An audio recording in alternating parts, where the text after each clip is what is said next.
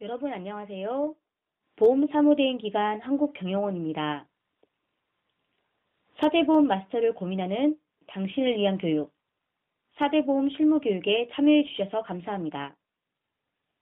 본 교육은 세무회계사무소 종사자, 기업의 사대보험 담당자와 사업주 등 사대보험을 알고자 하는 분은 누구나 함께 할 수 있는 내용입니다.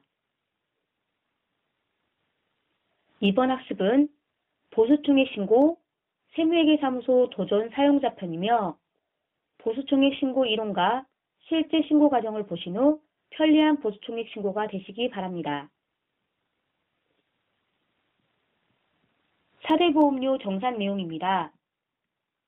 고용산재보험, 건강보험, 국민연금은 보험료 정산을 각 공단에서 처리하고 있으니 보험에 따라 각각 신고해야 합니다.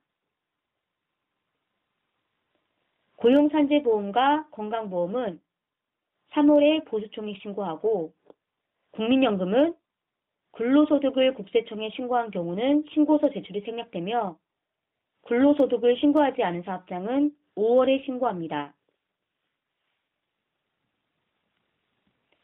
고용산재보험은 전년도 근로자 중 퇴사자까지 포함한 보험 적용 대상자를 신고하고 건강보험은 전년도 12월 말 현재 건강보험 취득자만을 대상으로 신고합니다.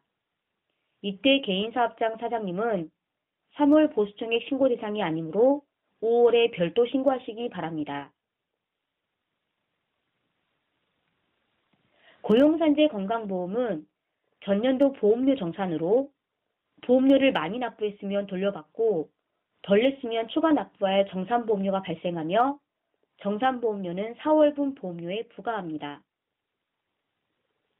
정산보험료가 4월에 보험료를 초과하는 경우 고용산재보험은 정산보험료를 2등분하여 4월, 5월 보험료에 부과하며 건강보험은 정산보험료 초과액에 따라 3회에서 10회 이내로 분할 납부 가능합니다. 건강보험은 분할 납부하고자 하는 경우 5월 10일까지 정산보험료 분할 납부 신청서를 제출해야 합니다. 국민연금은 보수가 잘못 신고되었거나 기준소득월액 특례로 보수 변경 신고를 한 대상자가 아니라면 보험료 정산은 발생하지 않습니다.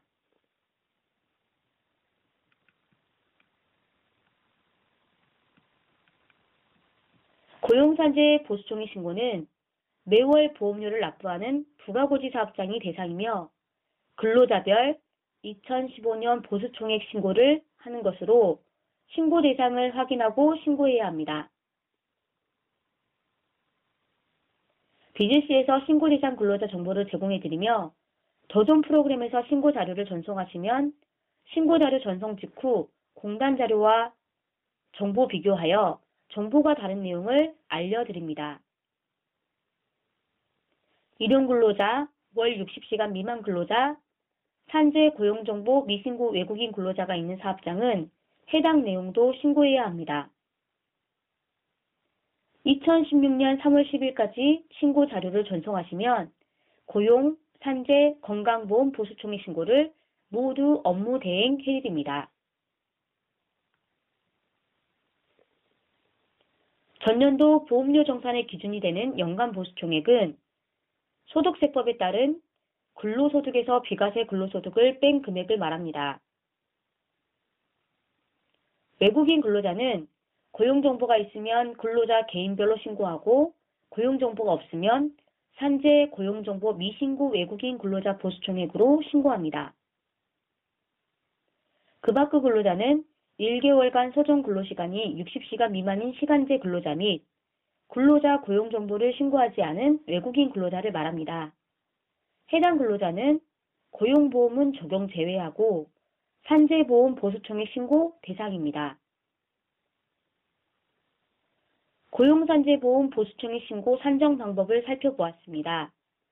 도전 프로그램에서 보수총액 신고 자료를 전송하시면 한국경영원은 기장사업장의 상용근로자 65세 이상 근로자 고용정보가 있는 외국인 근로자의 연간 보수총액을 산정하고 일용근로자와 고용정보가 없는 외국인 근로자는 연간 보수총액을 구분하여 산정 신고 대행합니다.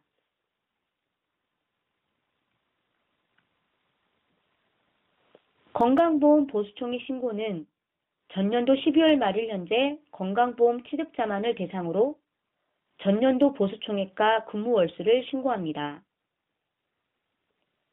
도전 프로그램에서 전송해 주신 자료 중 재직 중인 상용 근로자만을 대상으로 건강보험 보수총액 신고를 합니다.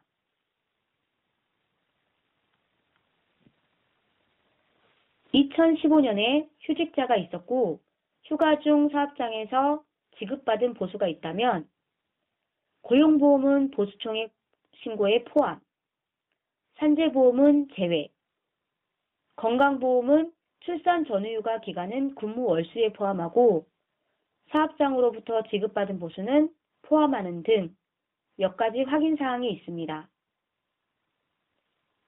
그리고 고용보험 사회보험료를 지원받는 사업장은 보수총액 미신고할 경우 지원 대상에서 제외되니 반드시 기한 내 신고해야 합니다.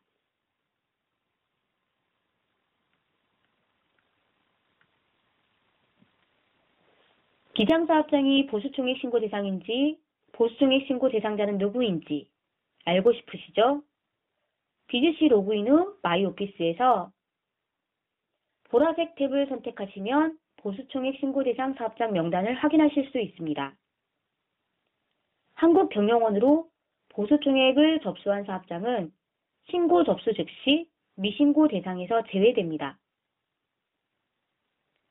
명단 중에서 하나의 사업장을 선택하시면 고용산재 보수총액 화면으로 이동하여 신고 대상자를 확인하실 수 있습니다.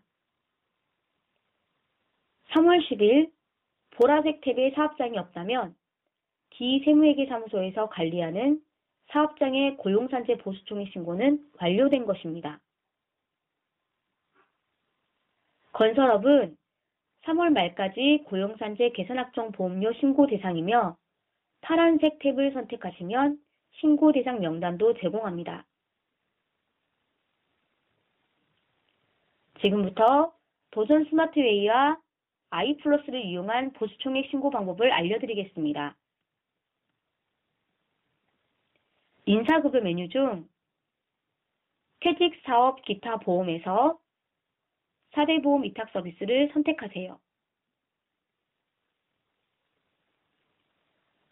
2015년 자료를 전송하셔야 합니다. 상영직 근로자의 가세 금액이 확인되며 법인사업장의 대표자는 고용산재보험 신고 대상이 아닙니다. 대표자 여부를 1번 여로 선택해 주세요. 개인사업장의 대표자 배우자 및 친족은 근로자성이 인정되지 않을 때에는 대표자 여부를 1번 여로 선택하셔야 고용산재보험 신고에서 제외됩니다. 일용직 근로에서는 일용직 사원의 가세 금액이 확인됩니다.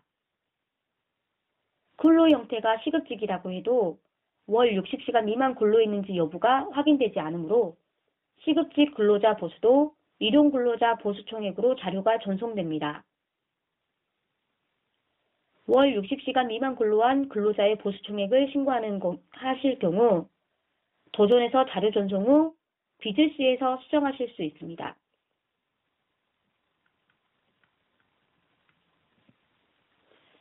제작 및 전송을 선택하시고 월별 합계에서 제작을 선택하시면 제작이 완료되고 전송하시도록 안내합니다.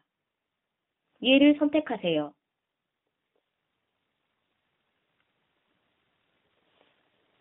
보수총액 신고 자료 전송 후 확인사항이 없는 사업장은 접수증이 제공되며 근로복지공단 신고 대상과 도전 전송 자료가 다를 경우 검증 시스템이 나옵니다. 공단 자료와 비교된 내용을 보고 직접 수정하고 싶으시면 예 수정하겠습니다를 한국경영원에서 공단 정보와 확인해서 신고하도록 하시려면 아니요 고용정보대로 신고하겠습니다를 선택해 주세요. 직접 수정을 선택하시면 검증 결과가 확인됩니다. 근로자 입사일, 퇴사일이 고용산재보험과 다를 경우에는 공단 정보를 확인 후 신고하시고 고용산재 보험에 고용정보가 없는 대상자는 대표자 또는 대표자 가족인지 확인하세요. 재직근로자의 급여가 용혼인 월이 존재할 때 해당 기간이 휴직기간일 경우 휴직 사유를 기재해 주시면 됩니다. 수정이 끝나면 고용산재 보수총액 신고를 선택해 주세요.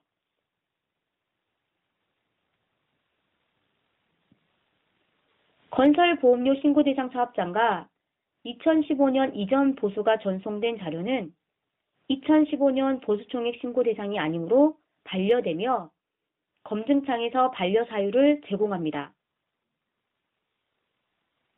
다음은 스마트A와 아이플러스에서 전송한 자료가 비즈씨 고용산재 보수총액에 반영된 화면입니다. 전송한 내용의 수정을 원하실 경우 수정 후 다시 전송하시겠습니까? 라는 물음에 예를 선택하시고 일용근로자 보수총액과 월 60시간 미만 근로자의 보수총액을 구분하여 신고하시려면 월 60시간 미만 근로자의 보수총액을 입력하시고 입력한 금액만큼을 일용근로자 산재보험 연간 보수총액에서 제외하셔야 합니다. 수정한 내용을 저장하시고 사무대행 기간 전송해 주세요. 마지막으로 전송된 내용으로 고용산재 보수총액을 신고합니다.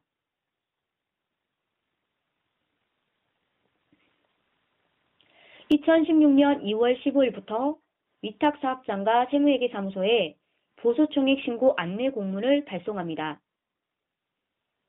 2016년 3월 10일까지 접수하시면 고용산재 건강보험 보수총액 신고를 모두 대행 신고합니다.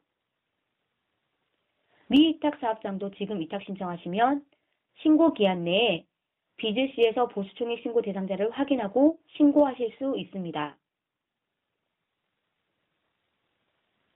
2016년 4대 보험 보수총액 신고 내용을 함께 학습하셨습니다. 학습하신 내용으로 세무회계사무소 업무처리자께서 정확하고 편리한 보수총액 신고가 되시기 바랍니다. 이후 변경사항 등은 비즈씨 자료실 또는 업데이트된 내용으로 소개하겠습니다. 이상 보험사무대행기관 한국경영원입니다. 고맙습니다.